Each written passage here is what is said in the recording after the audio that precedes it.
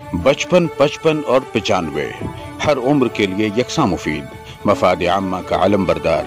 जरूर सब्सक्राइब करें, लाइक करें, शेयर करें और बेल आइकन प्रेस करना न भूलें। Rabbani the scholar YouTube channel. Online तर्ज तालीम या टीचिंग कह लीजिए और उर्दू मीडियम स्कूलें या उर्दू ज़रिए तालीम, अब ये बरसों से लोगों का रोना रहा है उर्दू वालों का कि ये टेक्नोलॉजी से जुड़ी हुई नहीं है। हमेशा से ये रोना रहा है। लॉकडाउन ने थोड़ा सा इस जुमूद को तोड़ा और लोग इस तरफ राग़िब हुए। साथ ही साथ SCERT, NCERT तालीम के ताल्लुक से उन्होंने भी काफ़ी इसमें कोशिशें की और जो दीगर ज़ुबानों में ऑनलाइन टीचिंग के लिए जो मुख्तलिफ ऐप्स बने थे, वहाँ पर काबिल ज़िक्र नाम यहाँ पर मैं लेना चाहूँगा तौसीफ परवेज़ साहब का कि उन्होंने इंतहाई कोशिशों के ज़रिए NCERT और SCERT के तवस्सुत से दीक्षा ऐप पर उर्दू कंटेंट के लिए भी उन्होंने बहुत कोशिशें की और उर्दू कंटेंट जो बाल भारती की किताबों में शामिल है वो उर्दू कंटेंट उसको दीक्षा ऐप में वीडियोस की सूरत में, PPTs की सूरत में दीक्षा ऐप के ज़रिए वो तालिब इल्मों तक पहुंचा रहा है। उसमें कई मसाइल थे। सबसे बड़ा मसला उर्दू के फ़ॉन्ट का होता है। उर्दू का जो फ़ॉन्ट होता है वो स्क्रीन पर कुछ और दिखाई देता है सिवाय नूरी नस्तालिक के। दीगर जो फ़ॉन्ट होते हैं वो फ़ॉन्ट जाज़िब नज़र नहीं होते, बच्चों को अपनी तरफ राग़िब नहीं करते। टेक्नोलॉजी का जो सबसे बड़ा एक मसला है ऑनलाइन टीचिंग में उर्दू वालों के लिए, वो एक फ़ॉन्ट का एक सबसे बड़ा मसला होता है। दीगर ज़ुबानों का कोई उसमें खासा असर और अंदाज नहीं होता। दीक्षा ऐप में भी वो मसला था। मालेगांव से कई लोग दीक्षा ऐप में कंटेंट बनाने के लिए बुलाए गए, मैं खुद भी उसमें शामिल था। लेकिन मेरा वहाँ पर पहला सवाल ये था कि हम जो फ़ॉन्ट इस्तेमाल करते हैं हमारी किताबों में या हमारे अखबारात में रसायल में जो फ़ॉन्ट इस्तेमाल होता है, दीक्षा ऐप में वो फ़ॉन्ट नहीं है। वो फ़ॉन्ट सिर्फ और सिर्फ चलता है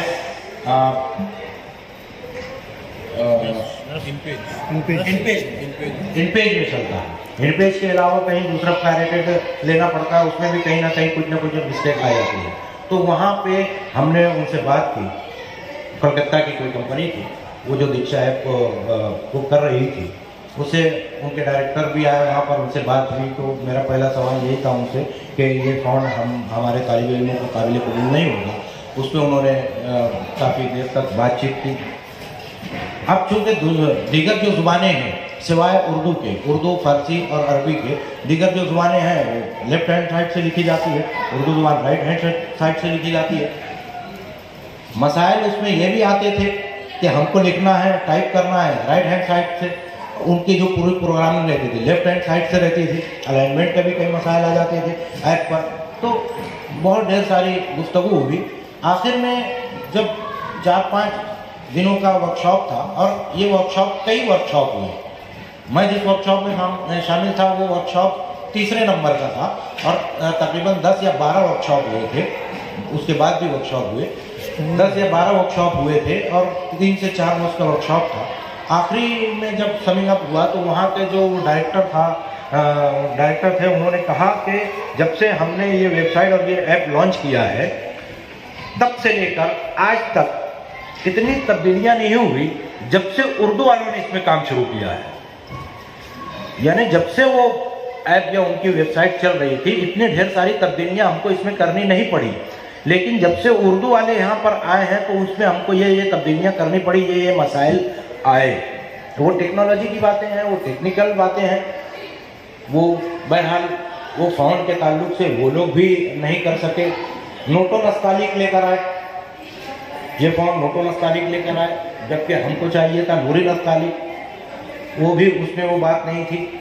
एक तजुर्बा ये हुआ और आज भी दीक्षा ऐप में वो बात नहीं है। तो फिर उसका फ़ोटो बनाकर उसको उठाकर एज इट इज़ किताब में से डाल दिया जाता था, तो वो नूरीन अस्साली दिखता था, लेकिन वो फ़ोटो था। उसके MB बढ़ जाती थी, तो बच्चों को डाउनलोड करना कई रिस्ट्रिक्शन थे कि इतने MB में होना चाहिए एक वीडियो, वो इतनी उसकी कैपेसिटी होनी चाहिए, इतना उसका वीडियो क्वालिटी होनी चाहिए। ये सब मसाइल की वजह से थोड़े से घबरा भी गए थे लोग। ये एक तजुर्बा ये हुआ। दूसरा तजुर्बा ये हुआ कि सिडेक कंपनी की बाल भारती में जितनी भी दरसी किताबें आती हैं, सिडेक कंपनी ने दरसी किताबों में इंग्लिश और मराठी पहले वो छप जाती है। वजह ये कि उनकी स्ट्रेंथ ज़्यादा रहती है। मराठी की सबसे पहले किताब छपती है, मराठी मीडियम ज़्यादा है, स्ट्रेंथ ज़्यादा होती है, तो पहले वो मराठी किताब छपती है। और मराठी का कंटेंट ई बाल भारती करके पूरी वेबसाइट है, और वेबसाइट पर कंटेंट जो मराठी की किताबों में है वो उर्दू की किताबों में होगा, इंग्लिश की किताबों में होगा। तमाम मज़ामीन की बात कर रहा हूँ मैं। तो उसके ऊपर उन्होंने वीडियोस, PPT, स्लाइड्स, वो तमाम चीज़ें बनाई। मराठी मीडियम के लिए बनाई, इंग्लिश मीडियम के लिए बनाई, और उर्दू मीडियम के लिए भी। जब ये मराठी मीडियम का जारी हो गया, इंग्लिश मीडियम का जारी हो गया, उसके बाद नंबर आया उर्दू मीडियम का। उर्दू मीडियम का जब नंबर आया तो उसके लिए भी सिर्फ उनको लैंग्वेज चेंज करना था, क्योंकि कंटेंट ऑलरेडी बना हुआ था, लैंग्वेज चेंज करना था। और लैंग्वेज चेंज करने के साथ साथ जो डबिंग हुई थी वो तो मराठी में और इंग्लिश में हुई थी, तो उसको उर्दू में करना था। उस कंटेंट के चेकिंग के लिए हमको बुलाया गया। जब वहाँ जाकर देखा, पहले ही चैप्टर था, पहला चैप्टर का जब चैप्टर तो था, उसमें भी वही फ़ॉन्ट का मसला था, वो लोग को फ़ॉन्ट मिला नहीं। तो यहाँ से हम व्हाट्सएप पे टाइप करके भेजते थे कि ये फ़ॉन्ट नहीं चाहिए, हमको ये फ़ॉन्ट चाहिए। तो वो बोलते थे कि आप ही वहाँ से टाइप कर दो। ये टाइप करके वहाँ पर भेजते थे, और वो उठाकर फ़ोटो के ज़रिए वहाँ पर वो लगा देते थे। फिर आखिर में वो सब पूरा रिजेक्ट किए कि हमको नहीं, ये फ़ॉन्ट आप खरीदो, कहीं से भी वो फ़ॉन्ट आप खरीदिए और उसको उसके बाद इसमें कीजिए। उसमें दूसरा मसला ये भी आया कि उनके पास ट्रांसलेटर नहीं मिले, सही ट्रांसलेटर नहीं मिले। उन्होंने गूगल का सहारा लिया। उर्दू जो टेक्नोलॉजी से पीछे है, उर्दू वाले जो पीछे है, उसका खमियाजा हमको कहाँ कहाँ भुगतना पड़ रहा है। जब गूगल ट्रांसलेशन पर वो लोग डाले, अब इतना बड़ा बड़ा कंटेंट है, उसको गूगल ट्रांसलेट, सबक तो चैप्टर तो जैसे तैसे उसकी जुमलाबंदी और उसके ग्रामर ये सब दुरुस्त करते करते आ गए। चौंका मैं वहाँ पर जहाँ पर एक्सरसाइज सब हेडिंग थी, एक्सरसाइज, उसका तर्जुमा वहाँ पर लिखा गया था वर्जिश। मैं वहाँ पर चौंक गया। तो मैं वहाँ पर डायरेक्ट शेरा मार दिया कि ये अब हमको गूगल ट्रांसलेट भी नहीं चाहिए, एक स्पेशल उर्दू का बेहतरीन टीचर आप लोग अपॉइंट कीजिए जो उर्दू भी जानता हो, जो दीगर सब्जेक्ट, जैसे मान लीजिए अगर आप ज्योग्राफी का कंटेंट बना रहे हो तो ज्योग्राफी में माहिर टीचर चाहिए, और वो इंग्लिश भी जानता हो और बेहतर उर्दू भी जानता हो। आप ऐसे टीचर को अपॉइंट कीजिए। गवर्नमेंट से आपको इतना पेमेंट दिया जा रहा है कंटेंट तैयार करने के लिए, आप गूगल का सहारा ले रहे हैं, ये उसके ट्रांसलेशन ये आ रहे हैं हमारे बच्चों के पास। तो ऐसी बहुत ढेर सारी मिसालें थी। और उर्दू टाइप भी कर रहे हैं तो जहाँ स्पेस होना चाहिए वहाँ स्पेस नहीं आ रहा है, लफ्ज़ कहाँ का कहाँ चला जा रहा है। तो ये ढेर सारे मसाइल हमारे अपने टेक्नोलॉजी से, उर्दू असातिज़ा की दूरी की वजह से दरपेश थे। खैर, ये लॉकडाउन की वजह से बहुत से असातिज़ा किराम ने नुमाया काम उसमें अंजाम दिया है। मालेगांव का नाम इसमें खुसूसी तौर से आता है। अज़मत इकबाल साहब जो फ़िलहाल शिरडी या अहमदनगर में है, योला में है, उनको तो गूगल की जानिब से अवार्ड भी दिया गया है। सालिक बरकती साहब का नाम जिक्र होता है, फजलुर रहमान साहब का मुंबई से जिक्र होता है। रईस हाई स्कूल ने, गुंवेंडी की रईस हाई स्कूल ने इसमें काफ़ी बेहतरीन काम किया है। वो लोगों ने अपना खुद का एक ऐप बना लिया है स्कूल का। मालेगांव शहर की भी कुछ छोटी छोटी स्कूलें हैं जिन्होंने ऐप बना लिए हैं। तो इस तरीके से उर्दू मीडियम के असातिज़ा किराम भी उसमें अब आगे आ रहे हैं। तो दीगर आप लोग भी यहाँ पर मौजूद तमामी हजरात इस शोबे से ताल्लुक़ रखते हैं, ज़्यादातर हजरात। तो हम उसमें क्या क्या मसाइल, मेरे साथ तो ये मसाइल आए। आप लोगों ने भी अभी दर्स व तदरीस के फ़राइज़ अंजाम दिए होंगे लॉकडाउन में, आपके अपने अपने तजुर्बात होंगे। तो हम यहाँ पर पैनल डिस्कशन या ग्रुप डिस्कशन के जरिए हम एक कोई ऐसा बेहतरीन मवाद तैयार कर लेते हैं ताकि वो हम आगे फॉरवर्ड कर सके और वहाँ से इसके ताल्लुक से हमको कोई सलूशन मिलता है तो हम बड़े लोगों के सामने वो बात रख सकते हैं कि हमको ऐसा ऐसा चाहिए और ऐसा ऐसा हमको मिल नहीं पा रहा है, इसके ऊपर कोशिश की जानी चाहिए। या फिर आप में से ही कोई अपने ऑनलाइन तजुर्बात, जो ऑनलाइन तदरीस के जो तजुर्बात हैं वो यहाँ पर शेयर कर सकता है। यहाँ अगर उनको कोई दिक्कत, कोई रुकावट आ रही है तो उसके लिए हम उसका तदारुक क्या हो सकता है, उसके लिए हम क्या कर सकते हैं, वो हम यहाँ पर डिस्कस कर सकते हैं तो सारे हिंदुस्तान में वो बात पहुँच जाएगी। क्योंकि उर्दू का काम हमारे गांव में, ख़ास तौर से हमारे गांव अपना ये मुंबई से लेकर औरंगाबाद तक यही तमाम इलाकों में उर्दू के ज़्यादा काम होते हैं, महाराष्ट्र में। वो आपका पाठशाला जो बना जिला में बताया दीक्षा ऐप में, क्या उसका मसले का हल हुआ या नहीं हुआ? मसले का हल उन्होंने नोटो नस्तालिक निकाला ना। अच्छा, नोटो नस्तालिक ही चल रहा है, नूरी नस्तालिक नहीं लाए वो लोग। नूरी नस्तालिक चाहिए क्योंकि नोटो नस्तालिक जो होता है, नूरी नस्तालिक भी तो आमतौर पे पैरेटेड मिल जाता है, लेकिन जो फॉन्ट इन पेज में होता है, देखिए इन पेज के जो फॉन्ट का मसला है ना, इन पेज के जो हमारे टेक्नोलॉजी में जो फॉन्ट जो यूज हो रहा है वो यूनिकोड फॉन्ट यूज हो रहा है और इन पेज जो है यूनिकोड नहीं है, तो इसलिए इन पेज को तो आप भूल जाइए। हमें जो है अभी जो है मतलब कि यूनिकोड फॉन्ट को डेवलप करना पड़ेगा, तभी जाके हम जो है ऐप वगैरह में दूसरी जगह हम उसको यूज़ कर सकते हैं। बाकी इन पेज को तो आप भूल जाइए, इन पेज जो है यूनिकोड है भी नहीं, क्योंकि वो पिक्चर बेस्ड फॉन्ट है और वो एक्सेप्टेबल नहीं है।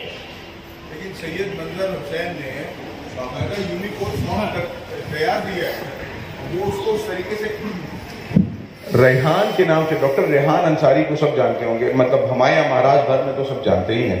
डॉक्टर रेहान की मदद से बाकायदा नूर नस्ताली की जो टीम थी यहाँ की मुंबई की, उसमें सैयद मंजर हुसैन साहब आने वाले हैं वो किताब मेले में, जिस दिन खत्ताती का प्रोग्राम है। मैं चाहूँगा कि उस दिन कौंसिल के जिम्मेदारान उनसे मिले। उन्होंने बाकायदा वो फॉन्ट बनाया, लेकिन उनकी एक लीगल लड़ाई चालू हो गई नूरी नस्तालिक से, जिसकी वजह से वो सामने नहीं आ पाया। लेकिन अगर आप जैसे बड़े इदारे जैसे NCPL हुआ या आपका बाल भारती जैसा इदारा हुआ और वो उनके साथ कोलैबोरेशन में काम करता है, वो टेक्नोलॉजी के लोग हैं। उन्होंने डॉक्टर रेहान साहब ने, सैयद मंजर साहब ने कहा कि हमको लफ्जों को इस तरीके से तोड़ना है ताकि वो यूनिकोड में बन जाए, और उसका ये मामला हुआ कि उसके बाद डॉक्टर साहब के इंतकाल से पहले वो पूरा काम हो चुका है और उसको डेडिकेट किया है सैयद मंजर साहब ने डॉक्टर रेहान के नाम से, रेहान फॉन्ट के नाम से। अगर मुझे लगता है कि उस सिलसिले में उनसे बात हो तो बहुत ज़बरदस्त काम हो सकता है। ऑनलाइन तदरीस में एक चीज़ तो ये हुई सर कि मतलब जाहिर सी बात है कि फॉन्ट बहुत अहम कहना चाहिए हिस्सा है उसका। दूसरी चीज़ जो डिस्कशन शुरू करने के लिए मैं चाहूँगा, अशफाक लाल खान साहब यहाँ तशरीफ रखते हैं, आपका काफ़ी तजुर्बा है। मैं ये चाहता हूँ कि जिस तरीके से टेक्नोलॉजी से मुतारिफ होना चाहिए था हमारे असातिज़ा को, खुद से बढ़ करके एक बहुत बड़ा मौका था। आपके पास तकरीबन 1.25 साल का एक वक्त था। अगर अपने सिलेबस को प्लान करके, डे प्लानिंग करके थोड़ी सी महारत हासिल की जाती कि किस तरीके से टेक्नोलॉजी को यूज़ किया जाता, अपने लेक्चर्स को किस तरीके से रिकॉर्ड किया जा सकता। यहाँ वेगा ऐप जिन्होंने बनाया, हमारे शमोइल यहाँ मौजूद हैं, बहुत शानदार ऐप बनाया, मैथ्स को लेकर के एक ज़बरदस्त काम हुआ। उस हवाले से क्या बेदारी रही और उस हवाले से क्या काम आगे बढ़ा?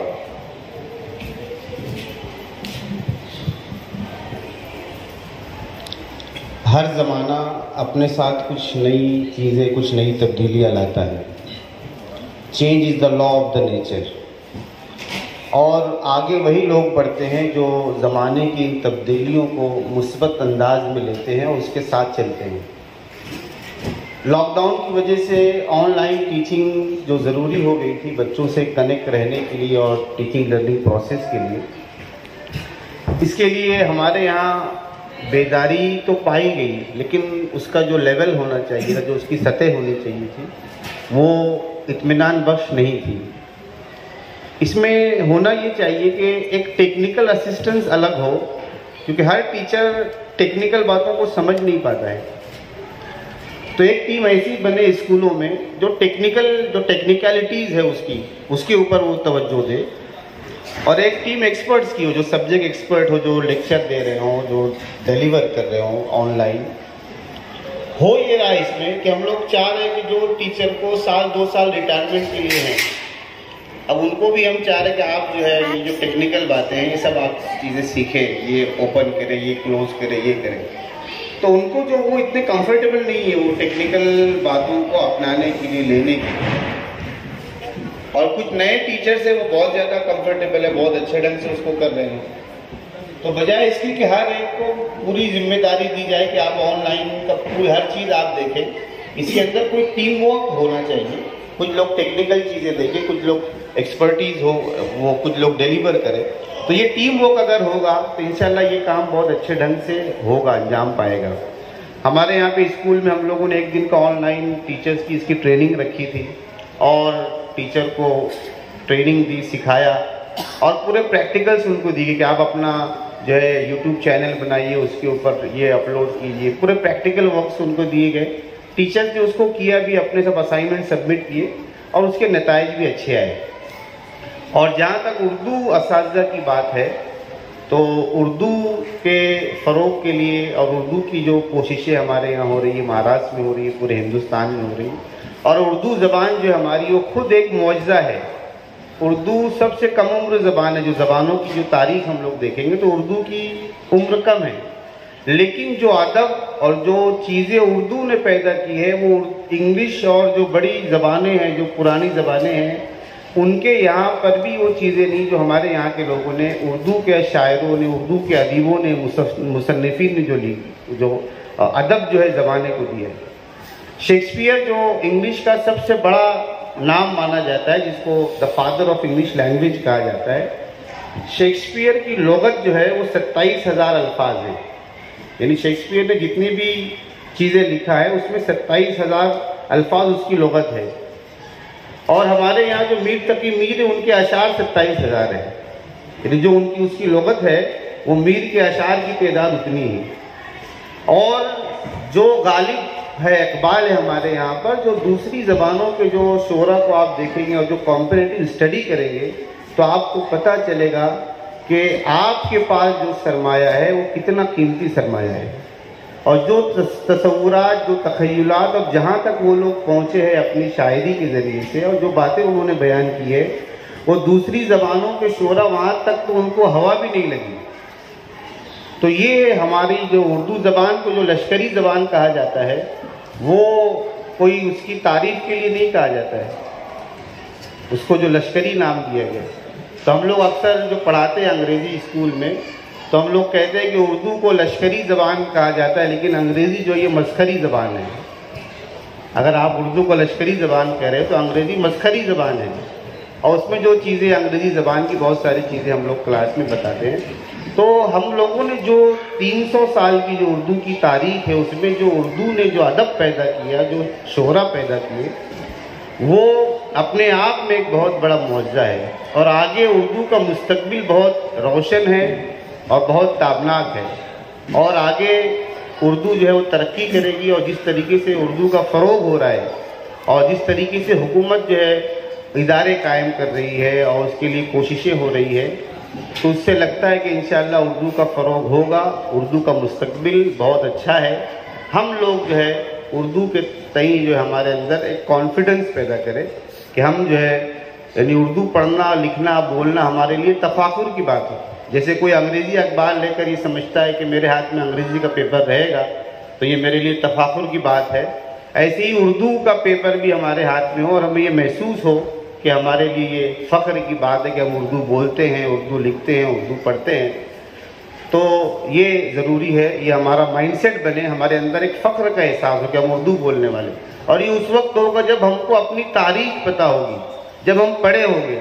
आज जो मुताले का ऐसा मामला है कि जो टीचर्स का इंटरव्यू लिया जाता है, इकबाल उनसे पूछेंगे इकबाल को आपने पढ़ा है, तो वही जो है कोई शेर उनका सुनाइए, तो एक ही शेर सब सुनाते, नहीं तेरा नशेमन कसर सुल्तानी के गुम्बद। न उनको इकबाल के जो कुल्लियात इकबाल की तफसीलात मालूम, न उनके शेरी मजमूए के नाम मालूम। क्योंकि हमारे यहाँ जो सिस्टम चल रहा है, भाई आप नोट्स पढ़ लीजिए, BA कर लीजिए, MA कर लीजिए, पास हो जाइए।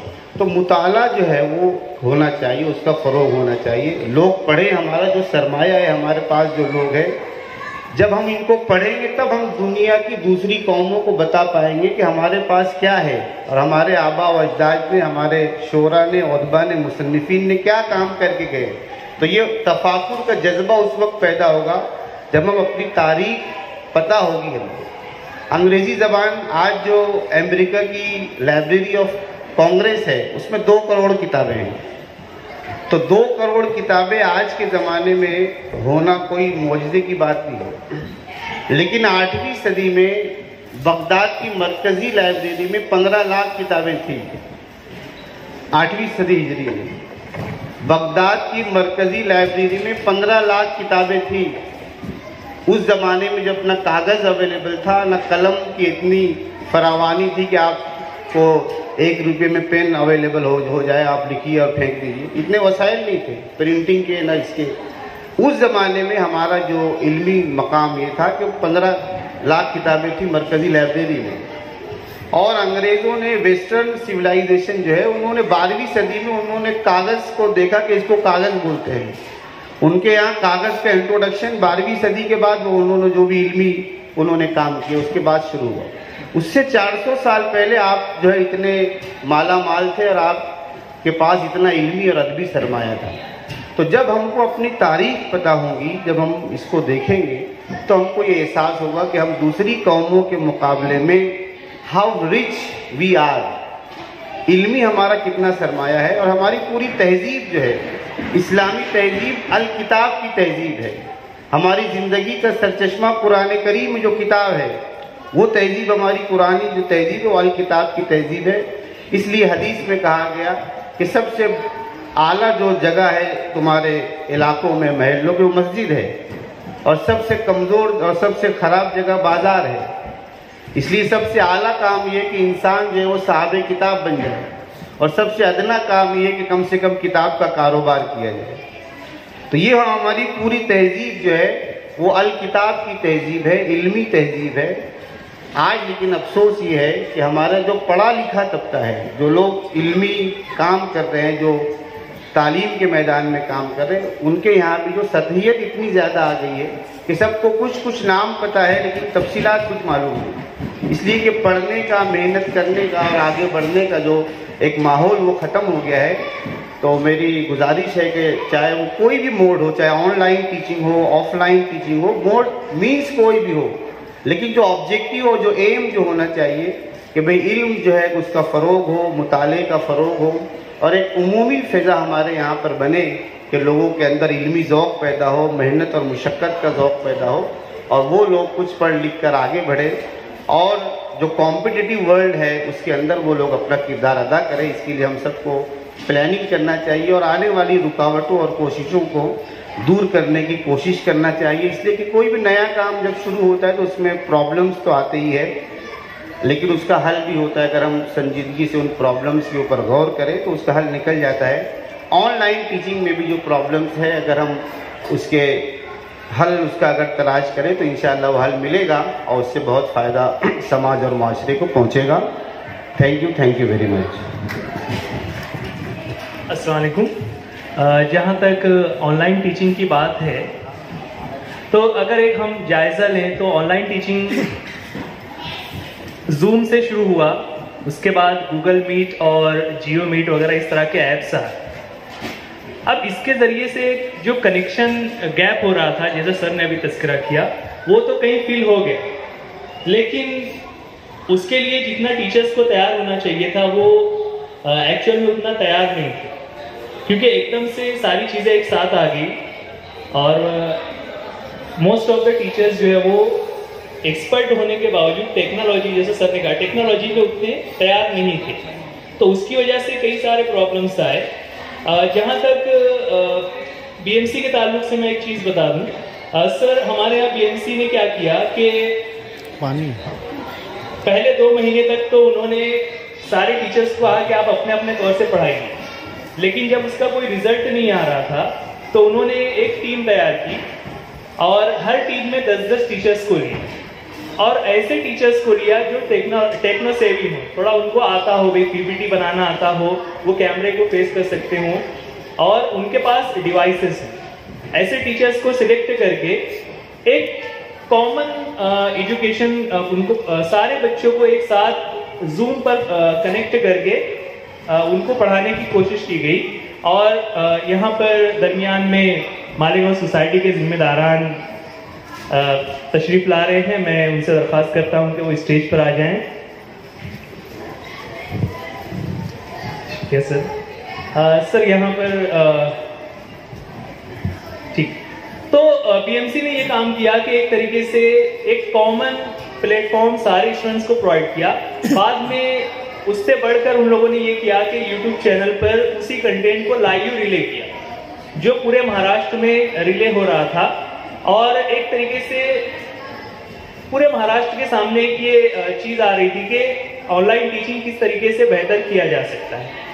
और उसकी वजह उसका रिजल्ट भी हमें दिखाई दे रहा था कि जब हम लोग यूट्यूब के व्यूज देख रहे थे कि जो जूम पर लाइव लेक्चर के जो कनेक्ट हो रहे थे एट अ टाइम 1100 बच्चे कनेक्ट हो रहे थे। थर्ड और फोर्थ के जो बच्चे थे जो दूर दराज के एरियाज में जहाँ टीचर्स इतने टेक्निक सेवी नहीं थे, लेकिन उनके यहाँ पर कोई डिवाइस था और बच्चे बराबर से कनेक्ट हो रहे थे। तो ये एक चीज वहाँ बीएमसी की थी जो मैं यहाँ शेयर करना चाह रहा था। Thank you. मसला ऑनलाइन टीचिंग का ये नहीं है, जैसा कि आप सभी असातिज़ा किराम हैं, आप सभी जानते हैं कि अभी की जो तदरीस है वो एक्टिविटी बेस्ड है। सिर्फ वो वीडियो बता देना, तालिब इल्म वो वीडियो सुन लेगा, उसके बाद क्या? आप दीगर लैंग्वेजेस का देखिए, दीगर लैंग्वेजेस में तमाम चीज़ें वही है, वीडियोस भी हैं, एक्टिविटीज भी हैं। हमको दिक्कत कहाँ आती है? जो एक्टिविटीज करवाने हैं, जो ऑनलाइन, बच्चों के हाथों में मोबाइल है, बच्चों के हाथों में लैपटॉप है, बच्चों के हाथों में टैब है, ये उसके ऊपर वो एक्टिविटी करेंगे, वो खुद से कुछ करेंगे, तो वो सिलेबस ही वैसा है एक्टिविटी बेस्ड। वहां पर ज्यादा दिक्कत आती है। वीडियो तो हम किसी एक्सपर्ट से वीडियोस बनवा सकते हैं, किसी अच्छी आवाज, किसी अच्छे तलफ्फुज़ वालों से हम डबिंग करवा सकते हैं। एक एक्सपर्ट टीम वो बनती है। और एक्सपर्ट बीएमसी एक बड़ा कहना चाहिए कि एरिया पे काम करता है और वहाँ के तमाम असातिज़ा किराम को जमा करके वहाँ पर होना, मसला छोटी स्कूल में जहाँ पर असातिज़ा किराम 5 है 6 है, वहाँ पर एक अलग से टेक्निकल टीम बनाना वो ज़रा सा मुश्किल है। और उर्दू मीडियम स्कूलें छोटी ही होती है, बड़ी स्कूल तो होती ही नहीं। तो ये सब मसाइल भी उसमें उर्दू मीडियम और ऑनलाइन टीचिंग में ये तमाम मसाइल भी आते हैं। आरिफ सर आप लोग। अस्सलाम वालेकुम। जैसा कि अभी जफर आबिद सर ने कहा कि एक्टिविटी बेस्ड हमारा सिलेबस है और इसमें ऑनलाइन क्लास में हम लोगों को काफ़ी दिक्कत आती है। मैं भी आफाक अकेडमी मंसूरा में अपनी तदरीस के फ़राज़ अंजाम दे रहा हूँ और इंग्लिश का मैं मतलब सब्जेक्ट जो लेता हूँ, इंग्लिश में भी एक्टिविटीज़ हैं।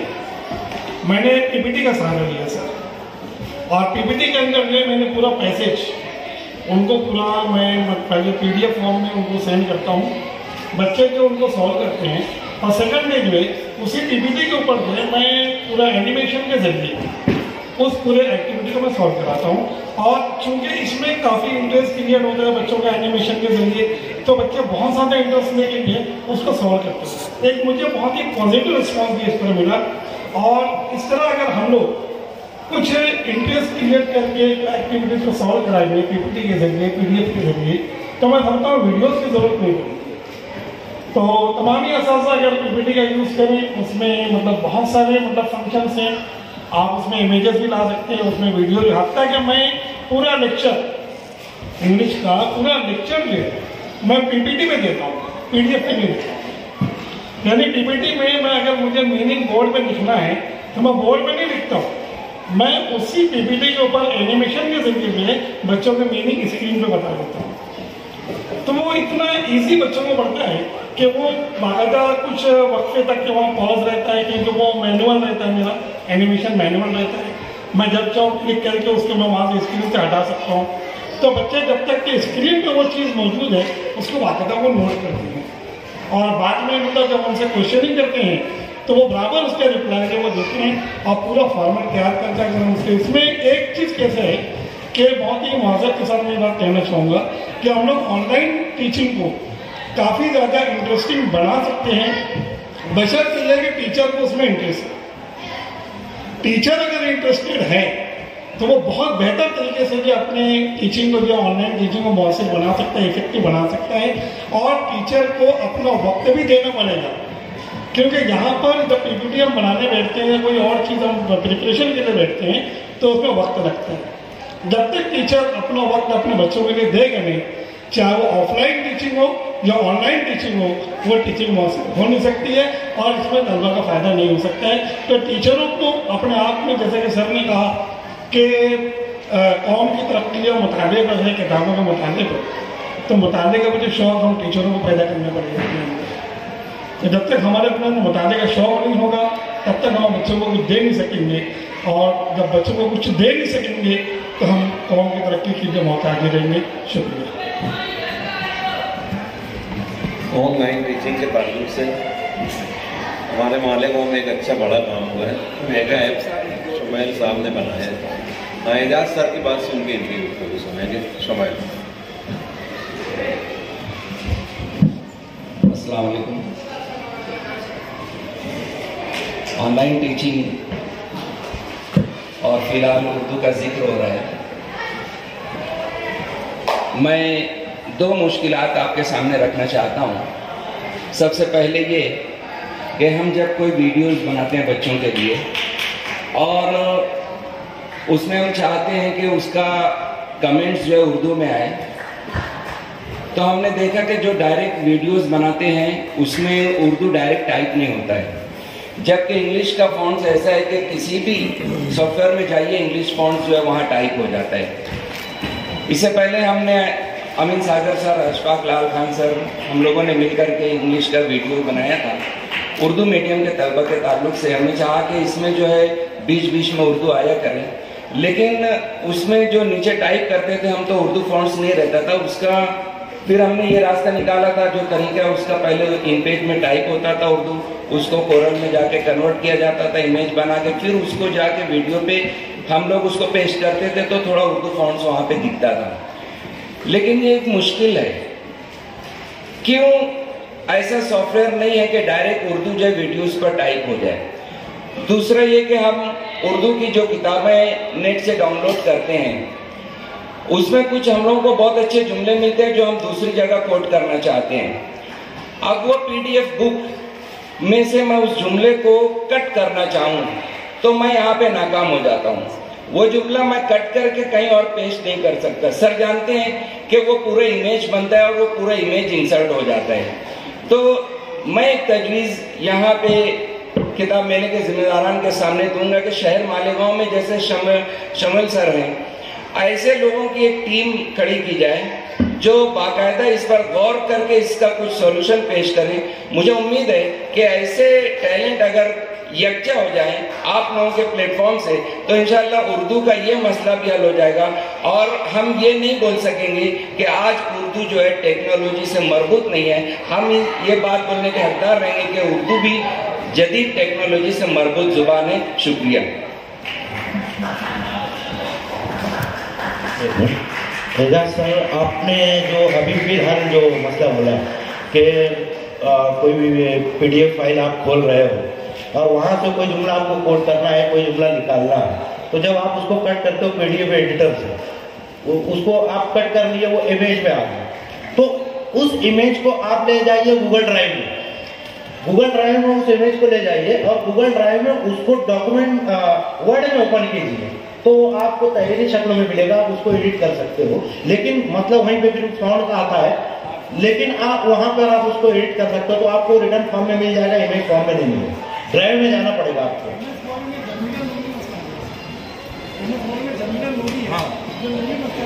जमील नूरी नस्तानी